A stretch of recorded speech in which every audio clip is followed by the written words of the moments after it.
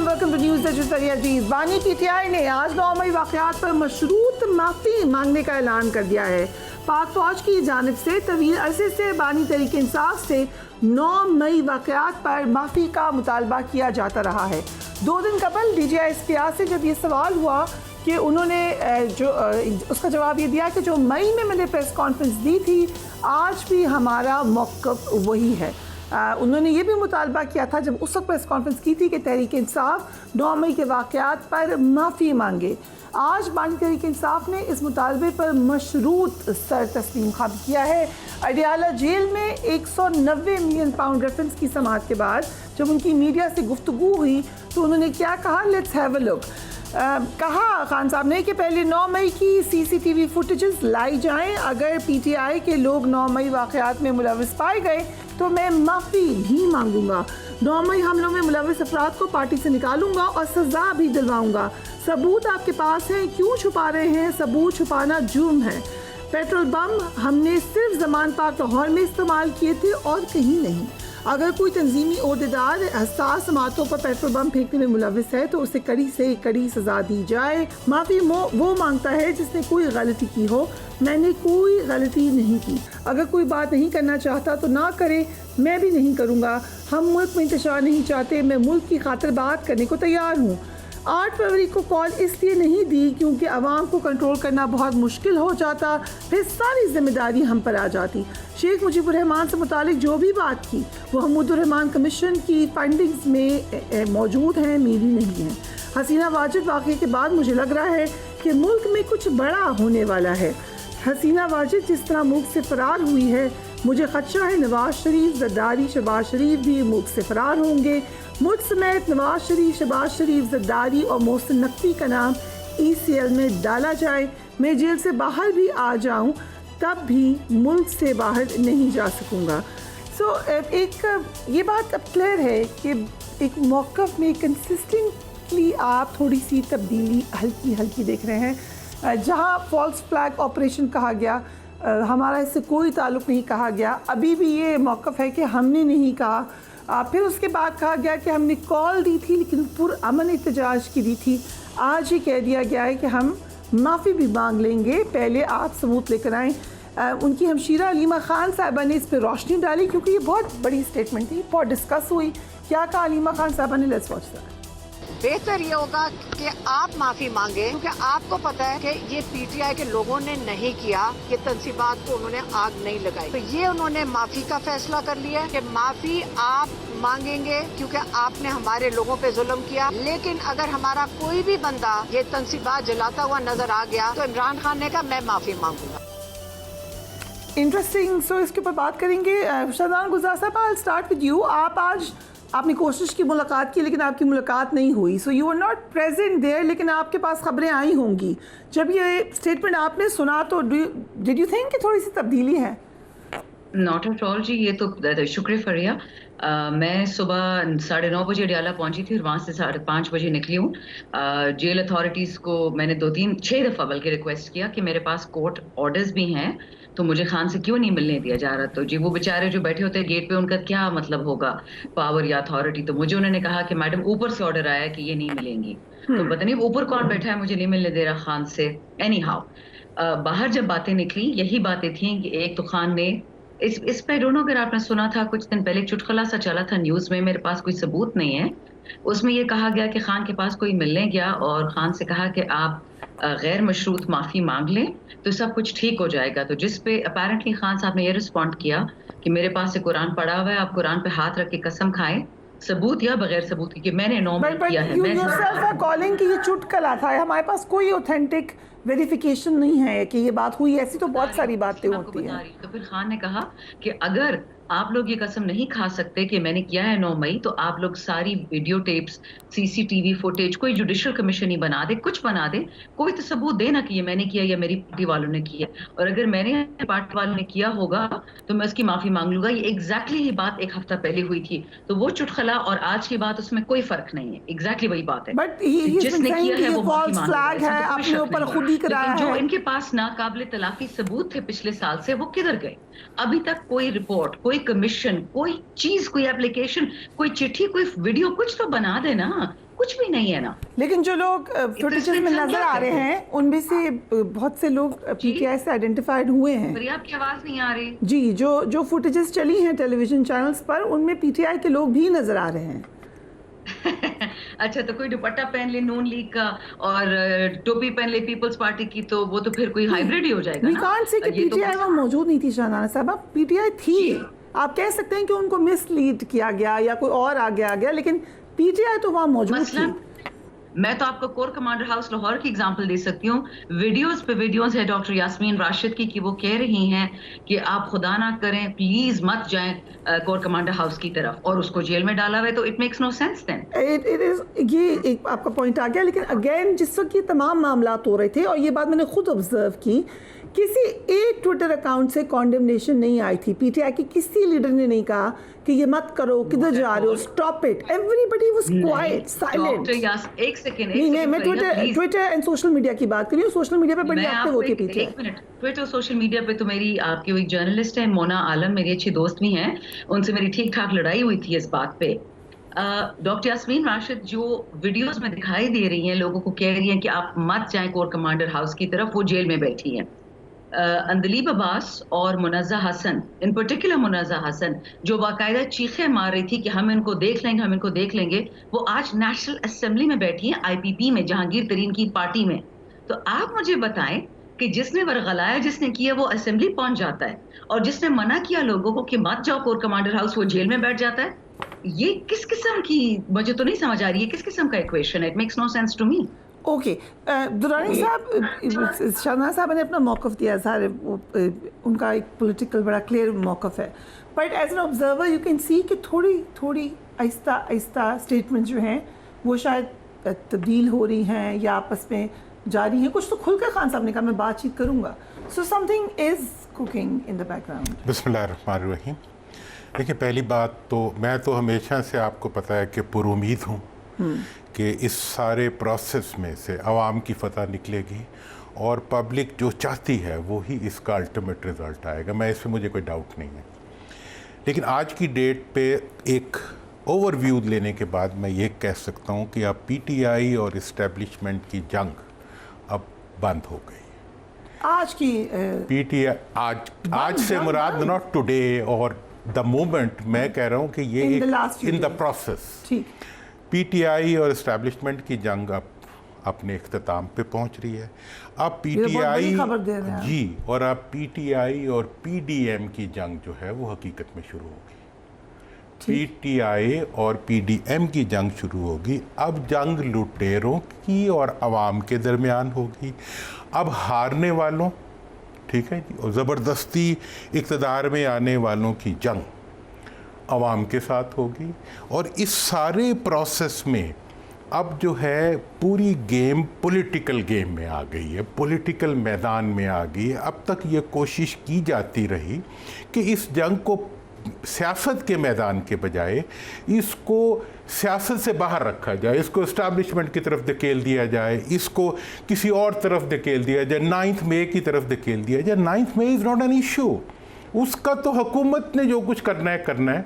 वो जो खान साहब जो स्टेटमेंट दे रहे हैं उनकी मेहरबानी कि वो ये स्टेटमेंट दे देते हैं। अदरवाइज़ इसमें तो जितनी एक्विजिशन बनती है वो खुद हुकूमत के ऊपर बनती है कि 1 साल से ज़्यादा अरसा गुजरने के बावजूद आज तक वो कोई एक भी इस्तगासा अदालत में नहीं पेश कर सकते जो इस वैल्यू का हो कि उसके ऊपर अदालत कोई फ़ैसला कर सके। और उसके बावजूद भी अगर वो फिर भी माजरत कर लेते हैं तो उनकी ग्रेस है, चूँकि वो आगे बढ़ना चाहते हैं।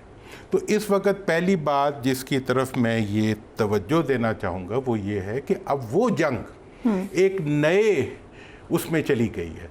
दूसरी चीज़ जो मैं सजेस्ट करना चाहूँगा पीटीआई की और पब्लिक की लीडरशिप को, ये पहली बात आई थी कि डील नहीं होगी, डायलॉग होगा, और डायलॉग अब तक जारी है और होता रहा है और उसके मुस्बत नताइज भी आ रहे हैं।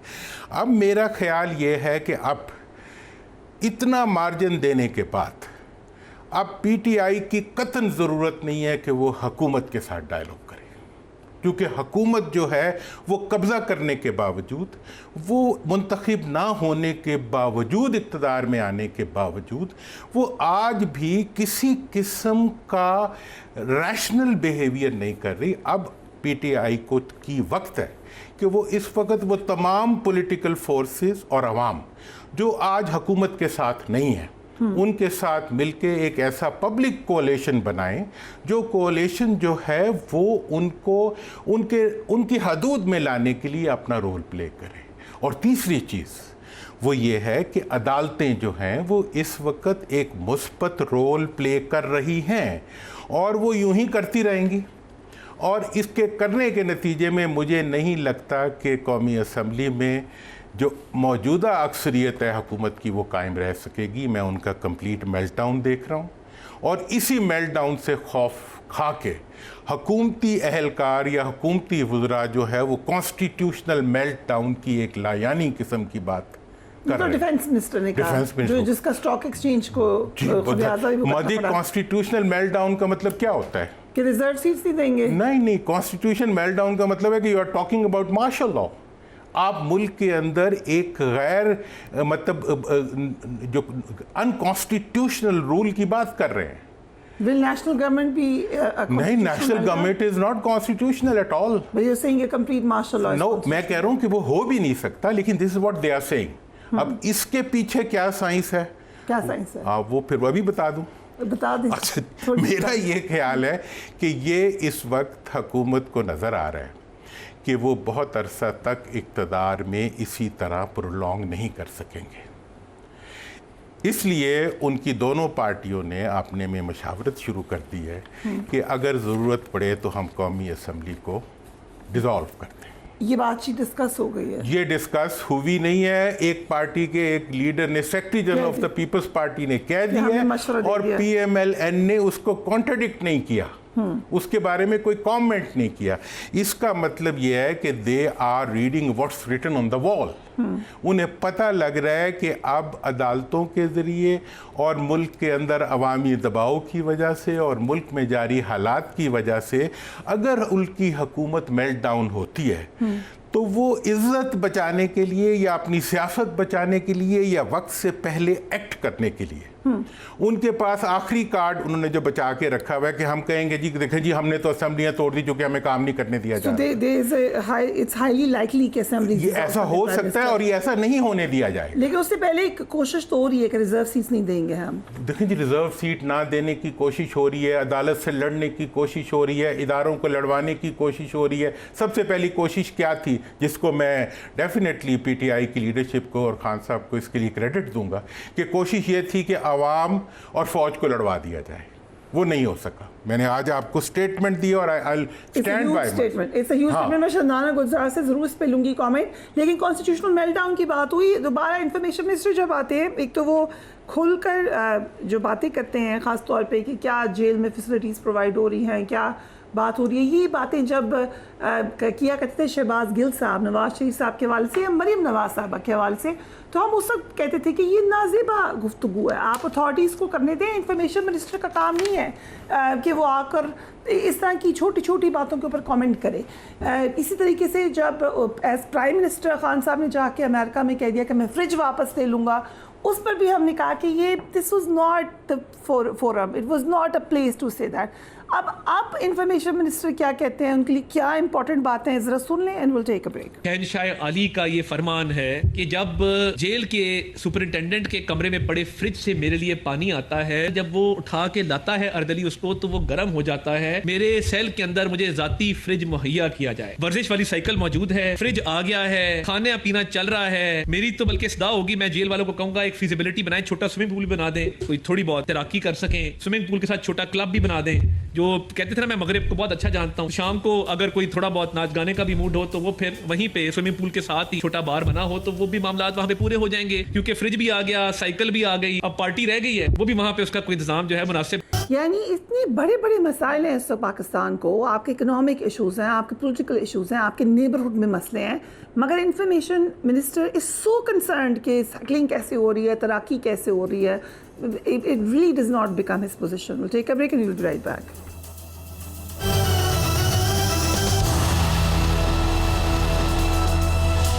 And welcome back. Tehreek Insaf ने इलेक्शन एक्ट तरमीमी बिल को सुप्रीम कोर्ट में चैलेंज कर दिया है। बैरिस्टर गौहर की जानिब से सुप्रीम कोर्ट में आईनी दरख्वास्त दायर कर दी गई है। सलमान अकरम राजा के जरिए दायर दरख्वास्त में वफाक और इलेक्शन कमीशन को फरीक बनाया गया है। दरख्वास्त में इस्तदा की गई है कि इलेक्शन एक्ट तरमीमी बिल को गैर आइनी और गैर कानूनी करार दिया जाए। इलेक्शन कमीशन को मखसूस नशिस्तें दूसरी सियासी जमातों को अलॉट करने से फौरी रोक दिया जाए। ख़वातीन और गैर मुस्लिम की मखसूस नशिस्तें तहरीक इंसाफ को अलॉट करने का हुक्म दिया जाए। तहरीक इंसाफ मखसूस नशिस्तों की फहरिस्तें इलेक्शन कमीशन में जमा करा चुकी है। 12 जुलाई की अदालती फैसले के बाद मखसूस नशिस्तें तहरीक इंसाफ का हक है। लेकिन अता तारड़ साहब ने क्या कहा है वो भी देख लीजिए।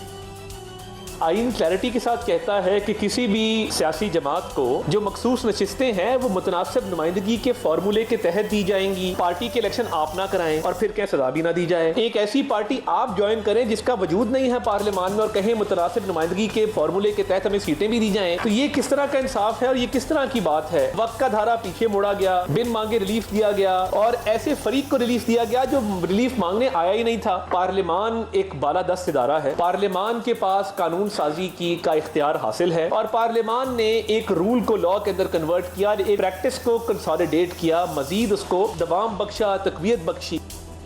शानदार गुलजार साहिबा, आप लोगों ने यकीनन सुप्रीम कोर्ट में इलेक्शन एक्ट में तरमीम को चैलेंज कर दिया। अगर चीफ जस्टिस एंडोर्स कर देते हैं, कहते हैं तरमीम दुरुस्त है, सो व्हाट नेक्स्ट? देखिए, सादा अल्फाज में आपके व्यूअर्स को बताती चलूं, अल्हम्दुलिल्लाह आपका तो बहुत एक्सपोजर है, मुझसे भी ज़्यादा है इन चीज़ों पे। जब सुप्रीम कोर्ट, पाकिस्तान की सबसे बड़ी अदालत, सुप्रीम इसीलिए कहते हैं ना कि इससे बड़ी कोई अदालत है नहीं, वो आइन की दो शिकें समझाती है पार्लियामान को कि जी कानून पार्लियामान ने बनाया और सुप्रीम कोर्ट, ये आइन भी पार्लियामान ने बनाया है और सुप्रीम कोर्ट मजबूर है उस आइन को नाफिज करने के लिए। तो हम उस आइन को नाफिज करते हैं और ये खुल के बताते हैं कि ये सीटें पीटीआई की हैं क्योंकि जो जीता है सीटें उसी की होती हैं। इन लोगों ने फिर क्या किया कि आइन को नीचा दिखाने के लिए एक कानून में तरमीम की जो अदालत में कभी खड़ा ही नहीं हो सकता अपनी टांगों पे। ये तो आईनी एक शिक थी जिसको सुप्रीम कोर्ट ने इन माजरत के साथ मैट्रिक फेलों को एक्सप्लेन करने की कोशिश की, लेकिन माशाल्लाह जहालत का वो आलम है कि उन्होंने कहा चलो ठीक है, सुप्रीम कोर्ट ने तो कर लिया जो करना था। So you're positive about this. Quickly जो बड़ी खबर दी है दुरानी साहब ने कि as of now लड़ाई खत्म है between establishment and PTI. How do you respond to that? मैं तुझे 6 महीने से कह रही हूँ, मेरी कोई सुनता नहीं है। मैंने ये देखा, मैं हर चीज का बस वक्त बता देती हूँ, nobody listens to me. नहीं, हम सुनते हैं, आपकी बात बताएं। 24 फरवरी को मैं, that's true, आप सुनती हैं। 24 फरवरी को मैं खान साहब से मिलने गई थी, मुझे एग्जैक्ट डेट नहीं याद, बट इलेक्शन के 1-2 हफ्ते बाद मिलने गई थी। मैंने तब खान साहब से बात पूछी थी, मैंने कहा सर, जो अली मोहम्मद खान कह रहे हैं, जो असद कैसर साहब कह रहे हैं, जो शेर अफजल कह रहा है कि हमारी लड़ाई फौज से नहीं है, हमारी लड़ाई पुलिस से नहीं है, तो क्या ये बात सच है? आप वाकई माफी तलाफी करेंगे? आप वाकई साउथ अफ्रीका वाला ट्रूथ एंड कंसिलिएशन मॉडल करेंगे? आप वाकई फतेह मक्का करेंगे? And he responded in the affirmative to all three कि बिल्कुल मैंने ये कहा है। क्योंकि आपका भी हमें स्टेटमेंट चलाया, आपने ये भी कहा कि हम पठान हैं, हम बदला लेते हैं, लेकिन खान साहब का माइंडसेट ये नहीं है। सो इट मींस उन्होंने आपको ये अश्योरेंस दी है कि मैं बदला नहीं लूंगा। प्लीज जरा सुन लें, उन्होंने मुझे ये कहा 24 फरवरी को, तब मुझे समझ आ गया कि खान साहब दूरंदेशी हमसे भी ज्यादा हैं और उनको कुछ चीजें नजर आ रही है होराइजन पे जो हमें नहीं नजर आ रही। तब ये श्रीलंका वाला भी हो चुका था, लेकिन ये बांग्लादेश का नहीं हुआ था। एग्जैक्टली वही हुआ। मैंने जाके टीवी पे कहना शुरू कर दिया, मैंने इंटरनेट पे हर जगह पे कि खान कह रहे कि हमारी लड़ाई एस्टैब्लिशमेंट से या फौज पाकिस्तान है, शुहदाए पाकिस्तान से नहीं है। रानी साहब has just said it and I still think it's huge news जो आप दोनों ने बात की। सुने तो सही ना। फिर आपने एक और सवाल पूछा कि मैंने कहा कि जी हम पठान। मुझसे ये सवाल पूछा गया जेल के बाहर, ये अदालत के बाहर, जब जिस दिन खान साहब को बरी किया था इस गंदे केस में, ये क्या नाम है इसका, इद्दत केस में। तो आई रिमेम्बर मुझसे जर्नलिस्ट ने पूछा कि मैम आपका क्या ख्याल है, क्या खान साहब इस केस का बदला लेंगे? मैंने उससे एक्सप्लेन किया कि खान साहब का दूर दूर के पी कल्चर से कोई ताल्लुक नहीं है। मैं पठान हूँ, मैं पागल हूँ, मैं लड़ाकी हूँ। अपने अल्लाह से मुतमईन है और वो बदला लेने वाला आदमी नहीं है। अगर जो उनकी गुफ्तगू हुई है, इफ यू अलाउ मी जहादाना, आपकी बात में इसको कहनी अहम इसलिए है कि शी इज सेइंग कि मैंने डायरेक्ट बात की है, direct from what chairman said. आपने पहले ही नेशनल रिकंसिलिएशन की बात की थी, सो डू यू बिलीव कि नेशनल रिकंसिलिएशन की तरफ जाने वाले हैं मामला? देखिए, मैंने ये बात भी कही थी। देखिए, 3 बातें मैंने बड़ी इंपॉर्टेंट हमेशा कही हैं। पहली बात तो मैंने ये कही थी पंजाब और KPK में इलेक्शन से पहले घूमने के बाद जी, मुझे बिल्कुल। ऐसे लगा कि जैसे मैं बांग्लादेश या ईस्ट पाकिस्तान में घूम रहा हूँ, जैसे वहाँ के आवाम करते थे वैसे ही यहाँ के आवाम। You said this in our and transmission. So many times, शायद ही कोई प्रोग्राम हो जिसमें मैंने ये बात ना की, और इसी बुनियाद पे मैंने नेशनल रिकन्सिलिएशन की बात की थी उन पार्टियों को जो आज रुसवा हो रही हैं कि इलेक्शन से पहले आप लोग you better enter into a reconciliation mode, ताकि आप बेइज्जती की वजह से मुल्क को नुकसान ना पहुंचाएं। लेकिन उन्होंने नहीं माना। उसके बाद इलेक्शन वाले दिन ये लोग तो जीतने की थे, अवाम ने इन्हें हराया, इसी बुनियाद पे हराया। और आज मैं ये समझता हूँ कि बिल्कुल जंग जो है हकीकत में वो अवाम की और उन लुटेरे ख़ानदानों की है जो पिछले 54 साल से पाकिस्तान के अवाम को मजलूम, महकूम और गरीब बनाने के ज़िम्मेदार है, जिन्होंने इस मुल्क को रौंद के रख दिया है और अपनी जिनकी जायदादें जो हैं वो मुल्क से बाहर खड़ी हुई नज़र आ रही हैं, लेकिन कोई उनको सज़ा देने की पोजीशन में नहीं है। उसके बावजूद वो यहाँ के हुक्मरान बनना और अपनी आइंदा नस्लों को हुक्मरान बनाना अपना हक समझते हैं। बट अगेन, क्योंकि पहले भी ये इस मौक़िफ़ में मसला था कि एक जमात सस्टेन नहीं करेगी, आपको हर पॉलिटिकल रियलिटी को देखना पड़ेगा। पीटीआई ने जैसे एक वन पार्टी रूल की तरफ जाने की कोशिश की, इट वाज नॉट वायबल। इन लोगों ने ये कोशिश की कि पीटीआई को ख़त्म कर दो, इट वाज नॉट वायबल। सो ये तो वायबल है ही नहीं। You will have to take all the political realities of Pakistan. But coming to what you said about Bangladesh, अब आपको क्या लग रहा है आफ्टर व्हाट? देखिए जी, मुझे अब ये लग रहा है कि अब तो लोगों को बांग्लादेश में आप लोग पता क्या बात कर रहे हैं, कहते हैं जी कुआं उस वक्त तक पाक नहीं हो सकता जब तक जानवर उसमें से निकल ना जाए। जितने मर्जी पानी के वो हमारे यहाँ, ये कौन लोग कह रहे हैं? आम लोग कह रहे हैं। ओके। बोके समझते हैं ना, वो कुएं के अंदर एक डालते हैं बाल्टी सी, वो निकालते हैं, तो कोई चीज़ गिर जाए ना उसके अंदर जानवर, तो वो नापाक हो जाता है। वो कहते हैं जब तक जानवर को नहीं निकालेंगे तो ये कुआं पाक नहीं होगा। इस वक्त जो ये हुक्मरान है, इनकी यही कैफियत है कि इनका इस सिस्टम में और हुकूमत में होना जो है वो अवाम के लिए नाकाबिले कबूल बनता जा रहा है, और ये रिएक्शन बढ़ता जा रहा है, जिस रिएक्शन को महसूस करते हुए अब ये ज़रूरत बनती है कि मैं नहीं समझता कि इतने, अब आज इलेक्शन को हुए हुए कितने महीने हो गए हैं? फरवरी, आज है अगस्त, ठीक है ना?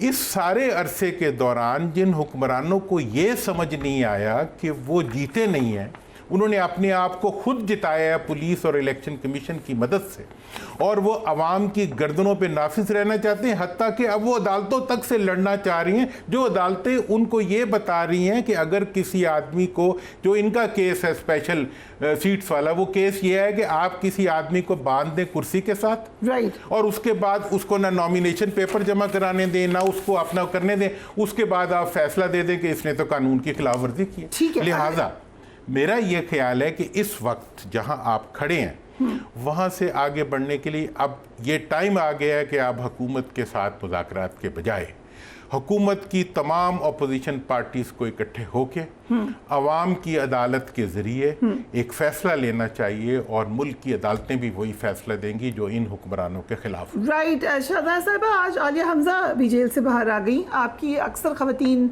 अब जेल से बाहर है। डॉक्टर यास्मीन राशिद हॉस्पिटल में है अभी, लेकिन obviously she still in custody. So क्या, और सवाबी में एक जलसा भी आप लोगों ने किया, क्या आपको लग रहा है कि आपके हालात बेहतर हो रहे हैं? मुझे समझ नहीं आती फरीहा, आलिया हमजा को अल्हम्दुलिल्लाह बाइज़्ज़त बरी किया कि उसका कोई गुनाह नहीं था, लेकिन डॉक्टर यास्मीन राशिद जो कह रही हैं कि मत जाओ, मैंने शुरू में बताया कि जो औरत कहती है कोर कमांडर हाउस मत जाओ, वो जेल में बैठी हुई हैं, और जो कहती कि जाओ कोर कमांडर हाउस, वो नेशनल असेंबली में IPP जहांगीर तरीन के साथ बैठी हुई है। दूसरी बात, हाजी इम्तियाज़ साहब हमारे MNA हैं मंडी बहाउद्दीन के, उनको उठा लिया गया तो हफ्ते से भी ज़्यादा हो गया है, उनका नाम और निशान है। और जब स्पीकर साहब से हमने कहा कि आप प्रोडक्शन ऑर्डर्स करें कि वेयर इज़ योर MNA, वो 10 लाख लोगों का नुमाइंदा है, तो जवाब आते कि जी पुलिस कह रही हमारे पास नहीं है। तो उसको ज़मीन खा गई, आसमान ने गल गया, किधर चले गए वो? तो I somehow find it a bit dubious कि कहते हैं कि जी हालात बेहतर हो रहे हैं। अगर बेगुनाह बंदा बाइज़्ज़त बरी हो जाता है जेल से, तो क्या ऐसे ये रिलीफ होगी कि क्या इंसाफ? ये आपका क्वेश्चन ठीक है, but we are in very strange times, इसलिए मुझे लगता है कि हमारी जो राइट एंड रॉन्ग और ग्रे की डेफिनेशन है वो दोबारा रिविजिट करने की जरूरत है। So thank you so much for being on the programme. Will take a break और उसके बाद बात करेंगे बांग्लादेश की।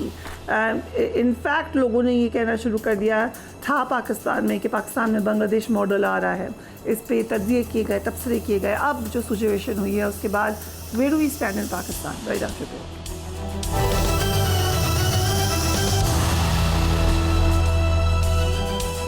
And welcome back. Chief justice Qazi Faez Isa की मुद्दत मुलाजमत में करीबन 2.5 माह का अरसा अब बाकी है। हुकूमत ने कल इलेक्शन एक्ट तरमीम के जरिए जहां मखसूस नशिस्तें हासिल करने की राह हमवार की, वहाँ एक ये तासुर भी पैदा होना शुरू हुआ कि अगर हुकूमत को 2/3 अक्सरियत मिली तो वो पहली फुर्सत में चीफ जस्टिस की मुद्दत मुलाजमत में तोसी करेगी।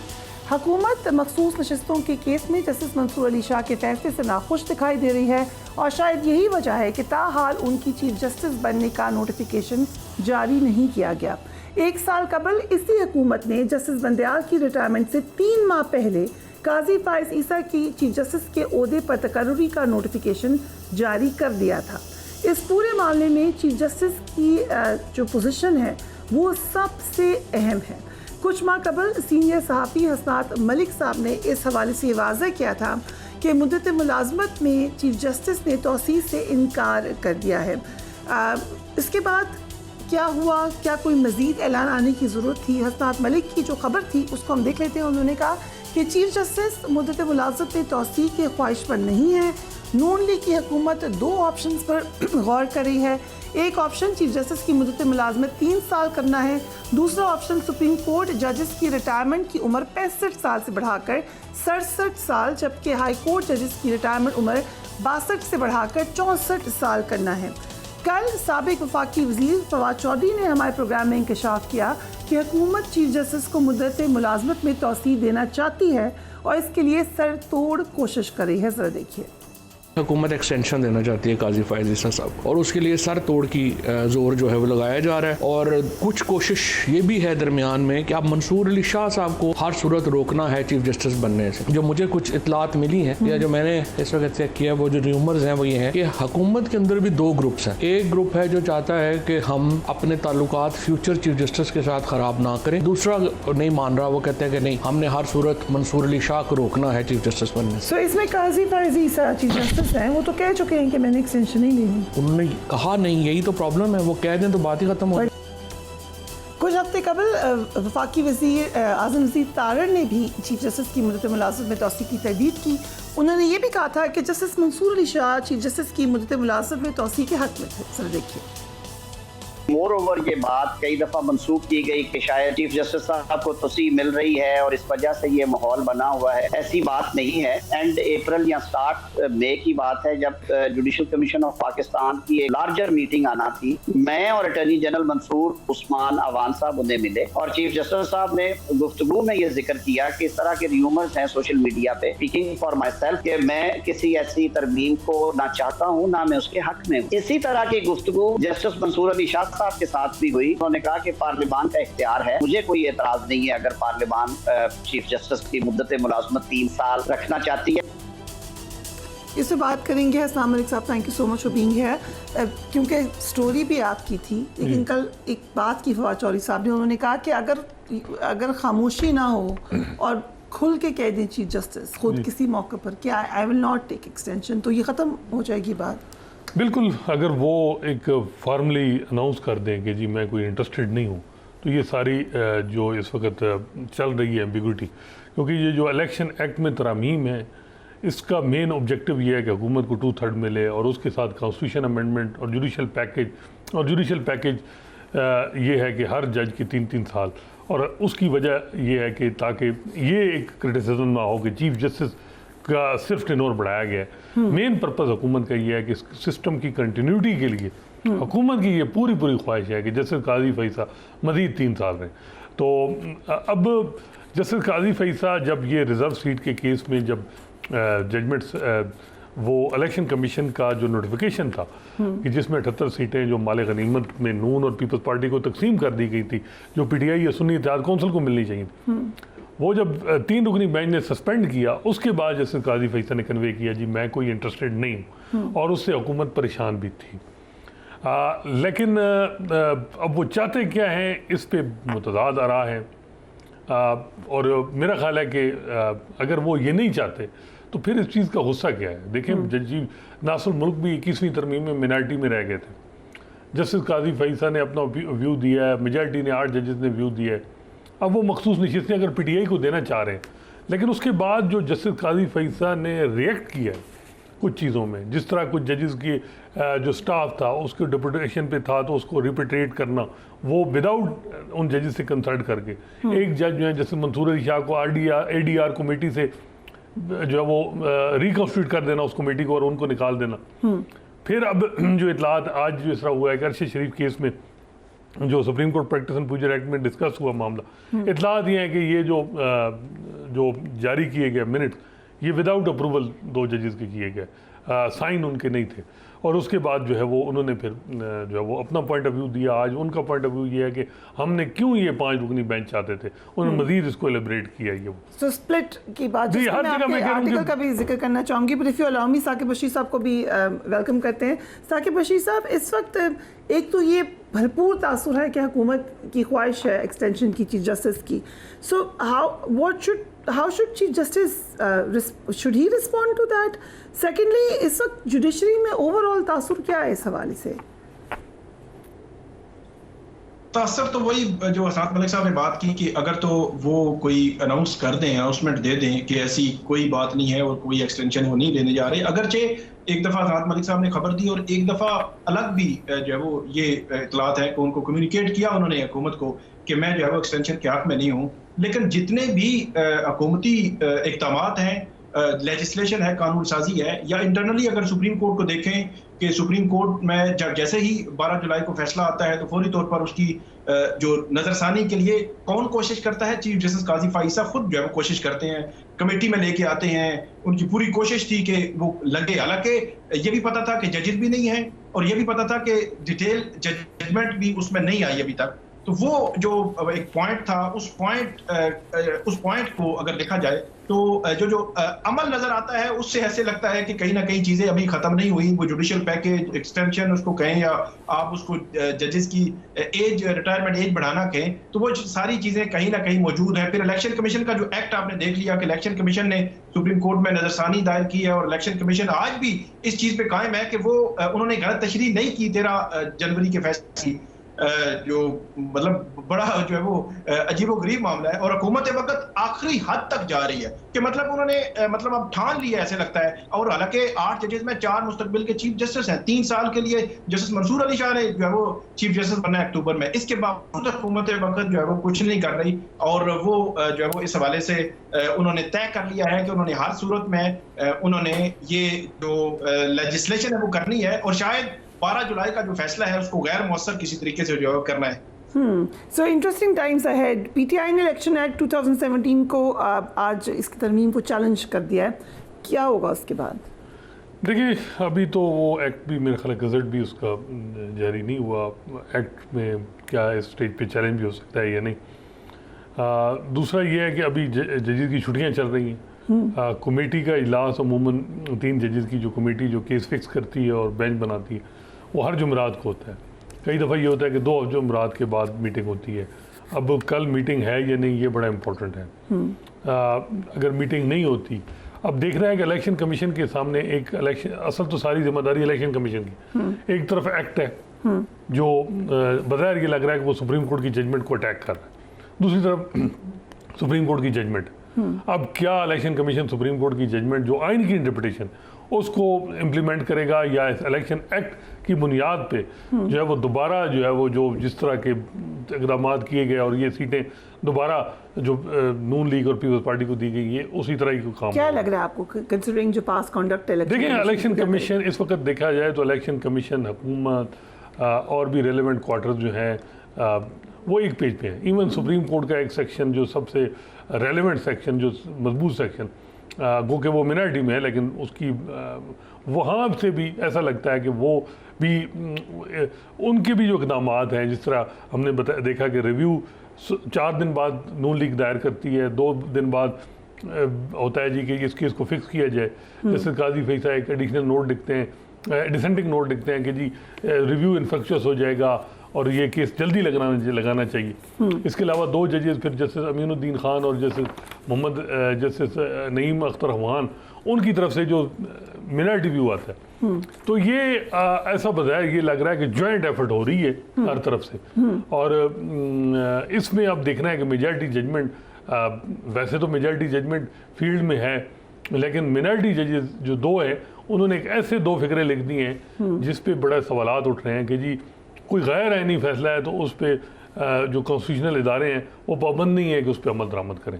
अब ये एक ऐसी बात है जैसे तो बहुत से लोग कि इसकी वजह से बहुत हिम्मत गवर्नमेंट को या इलेक्शन कमीशन को हिम्मत दी जा रही है। तो मैं वही कह रहा हूँ कि ये ऐसा लग रहा है कि कंबाइन एक एफर्ट हो रही है जो है, तो इसमें देखना है कि किस तरफ मामला जाता है। लेकिन इलेक्शन कमीशन पहले भी उन पर इल्ज़ाम है कि उन्होंने जनवरी 13 की इंटरप्रिटेशन ठीक नहीं की, चार्ज है बाकायदा, जो कि सुप्रीम कोर्ट में 11 जजेस ने उस पर कहा है। तो अब उसके बाद अगर ये करते हैं इस इंटरप्रिटेशन पे और इलेक्शन एक्ट को तरजीह देते हैं अमेंडमेंट को, तो फिर इलेक्शन कमीशन क्या कह सकते हैं हम। तो इलेक्शन कमीशन मेरा ख्याल है कि इस हद तक इस दफ़ा नहीं जाएगा, क्योंकि ये फिर जो 8 जजेस हैं वो भी फिर आगे तक जाएंगे इस मामले को। राइट, क्योंकि आपने बात किया कि सुप्रीम कोर्ट का एक सेक्शन है जो आप इस बात करें, एक तासुर एंड एक्सेस है, जो आज आपने आर्टिकल लिखा है उसमें आपने कहा चीफ जस्टिस काजी फाइज ईसा ने अपने सामने सबसे बड़ा चैलेंज समझते थे कि इदारे को मुतहिद कर लें। जी, इट वॉज नॉट अचीव्ड। नहीं, अनफॉर्चुनेटली, बल्कि ज़्यादा तकसीम हुई है। और तकसीम उनसे अब वो उन जजेस से इख्तलाफ कर रहे हैं जो माजी में उनके साथ थे इवन। तो ये बड़ा अनफॉर्चुनेट है कि इस वक्त सुप्रीम कोर्ट डिवाइडेड है और ऐसा इसका फ़ायदा जो है वो जो दूसरे इदारे हैं उनको हो रहा है कि सुप्रीम कोर्ट कमज़ोर हो रही है जब इंटरनल इतनी रिफ्ट बढ़ जाए और जुडिशल पॉलिटिक्स बहुत ज़्यादा इन्वॉल्व हो जाए। और अनफॉर्चुनेट ये भी देखा गया है कि आपस की जो इख्तलाफात हैं। लेकिन आपका तासुर क्या है, क्या आपने तो स्टोरी ये ब्रेक की कि चीफ जस्टिस ने कन्वे कर दिया गवर्नमेंट को, क्या देखिए चीफ जस्टिस क्या तब्दीली हो सकती है? हुकूमत भी बिल्कुल ये कह रही है कि हमें जस्टिस काजी फैसल जो सिविलियन गवर्नमेंट है, अब वो जो सिविलियन लोग हैं जो इस वक्त रेलेवेंट हैं, जो लीगल अफेयर्स को डील कर रहे हैं, वो कहते हैं कि काई साहब कहते हैं मैं कोई इंटरेस्टेड नहीं हूँ। जजेस ने बताया जाता है, वो भी पूछते हैं तो काई साहब कहते हैं मुझे तो नहीं पता एक्सटेंशन का। तो लेकिन जो इकदाम हो रहे हैं और ये जो जजमेंट है 12 जुलाई की, इसमें वन ऑफ द मेन जो इम्प्लीकेशंस उसकी और जो ऑब्जेक्टिव था वो ये था कि इस मौजूदा हुकूमत को जुडिशल पैकेज से रोका जाए और उस जुडिशल पैकेज में कुछ ऐसी चीज़ें हैं जो इंडिपेंडेंस ऑफ जुडिशरी को अटैक कर रही। तो ये एक मामला है हमारा कि काजी साहब में भी उन्होंने कहीं वो बिल्कुल कह सकते हैं किसी दिन भी कि मैंने किसी को नहीं कहा कि मुझे एक्सटेंशन, और बज़ाहिर ये लग रहा है कि काजी साहब से ज़्यादा मौजूदा हुकूमत को ज़रूरत है जस्टिस काजी फैसल। और जस्टिस काजी फैसा तो हुकूमत चाहती है, क्यों ज़रूरत होगी हुकूमत? देखिए इस सिस्टम नेक्स्ट चीफ जस्टिस से देखिए इस वक्त जो मामला चल रहे हैं ना, इलेक्शन जिस तरह की हुकूमत बनी, इलेक्शन ट्रिब्यूनल हैं, अब सस्पेंडेड हैं ट्रिब्यूनल जितने पंजाब में, वो क्या वो जजमेंट सस्पेंड किए जस्टिस काजी फैसल ने। जब भी कोई हुकूमत को मसला आता है तो उसमें जस्टिस काजी फैसा उनको किसी मामले में ना क्वेश्चन करते हैं, बल्कि हमने देखा कि इलेक्शन का मामला हो या और कई ऐसी चीज़ें, तो उनको परेशानी नहीं होती सुप्रीम कोर्ट से। और सुप्रीम कोर्ट का बड़ा अहम, अगर सुप्रीम कोर्ट ने अलाउ कर दिया इलेक्शन ट्रिब्यूनल, जिस तरीके से मलिक शहजाद लाहौर हाई कोर्ट के फॉर्मर चीफ जस्टिस उन्होंने जो जज नॉमिनेट किए थे, वो अगर ट्रिब्यूनल काम करना शुरू कर दिए तो फिर नून लीग के लिए मसाइल बन सकते हैं। एंड नून लीग में आप ही कह रहे हैं परसेप्शन है कि with justice Qazi Faez Isa being, देखिए ओवरऑल देखिए अभी पत्नी क्या जो अगर आपने जो है वो पीटीआई, असल में जस्टिस काजी फैसा का एक परसेप्शन है या मिस परसेप्शन है कि पीटीआई को टफ टाइम मिला है उनके दौर में। क्या उन्होंने कुछ किया है दायल करने के लिए इस परसेप्शन को थ्रू आउट जो उनकी नहीं, उन्होंने उस अनफॉर्चुनेटली ना उन्होंने किया वो भी, और ना पीटीआई ने कोशिश की कि उस तरह दोनों का क्लैश बहुत ज़्यादा है और वो अनएंडिंग है बिल्कुल। शुरू में खैर पीटीआई ने कोशिश की कि कोई उन पर इतराज़ ना करे, लेकिन सबसे ज़्यादा पीटीआई चेयरमैन ने कहा कि हमें कोई मसला नहीं है, गलती हो गई जी, लेकिन उसके बाद भी बज़ाहिर ये लगा कि वो जस्टिस काजी फैसा वो जो एक पीटीआई के हवाले से एक मामला जो भी केसेस जो भी चीज़ें चल रही हैं उनको जो पीटीआई के तहफ़्फ़ुज़ात हैं या जो उनकी परसेप्शन है उस हवाले से कोई ऐसा उन्होंने कोई केस नहीं किया, कोई ऐसी हेयरिंग नहीं की जिससे ये परसेप्शन दूर हो सके। तो ये एक है उनमें, और अनफॉर्चुनेटली जज So और perception- सियासी जमात का नहीं होना चाहिए, लेकिन इससे पहले साकिब निसार, ये परसेप्शन दूर कर सके। हाँ, देखिए साकिब निसार नून लीग के खिलाफ थे, उन्होंने सारी अपनी अदालत उस वक्त नून लीग के खिलाफ इस्तेमाल की। इफ्तिखार जोई साहब पीपल्स पार्टी के खिलाफ थे। 2009 से 13 तक आपने देखा होगा जुडिशल एक्टिविज्म, जिस वजह से पीपल्स पार्टी पंजाब में वाइप आउट हुई, बड़ा रोल था उनका, उनकी वो रिमार्क्स का, उनके जजमेंट का। तो ये अनफॉर्चुनेट है कि चीफ जस्टिस की ये नई परसेप्शन होनी चाहिए कि वो एक जमात का एंटी है, जो कि बन चुका है। ये अब बन चुका है। एंड अनफॉर्चुनेटली जैसे आपने कहा कुछ किया भी नहीं ज़ायल करने के लिए, और एक्सटेंशन का भी जो तासुर बन गया है, क्या कर सकते हैं उसको ज़ायल करने के लिए? देखिए मेरा ख्याल है कि उनको चाहिए कि वो खुद ही क्लियर करें इस पूरे सूरत हाल में कि मैंने 25 अक्टूबर घर जाना है और जैसे मंसूर अली शाह चीफ जस्टिस होंगे। लेकिन वो जो इंटरनल लड़ाई शुरू हो गई है उससे मज़ीद मसाइल ख़राब हो रहे हैं। Right, thank you so much अस्सलाम वालेकुम साहब हमें ज्वाइन करने के लिए। जो आगे के मामलात नज़र आ रहे हैं उसमें इंटरनल लड़ाइयों का बड़ा इम्पैक्ट नज़र आ रहा है आपकी, ना सिर्फ इंटरनल पॉलिटिक्स पर बल्कि एक्सटर्नल पॉलिटिक्स पर। So interesting times ahead, we will keep you posted. Do take care of yourself. अल्लाह हाफिज़।